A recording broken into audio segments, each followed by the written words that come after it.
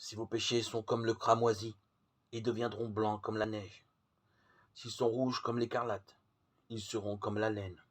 Ésaïe 1,18. Certains virus agissent en supprimant les défenses immunitaires de l'organisme. Celui-ci n'a plus de protection contre les agressions d'autres maladies. C'est un peu de cette manière que le péché nous a contaminés moralement. L'homme, depuis sa désobéissance à Dieu, a voulu vivre sans lui. Ce virus redoutable qui s'attaque à son âme l'a contaminé dès sa naissance. Pas d'immunité, nous sommes sans cesse poussés à pécher.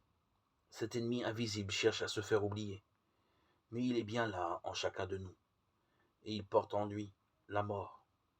Y a-t-il un remède? Le salaire du péché, ce qu'il mérite, c'est la mort. Romains 6, 23. Constat évident, tous meurent sur la terre. Dieu nous propose un substitut, un remplaçant. Cette mort que je mérite, Jésus-Christ a voulu la subir à ma place.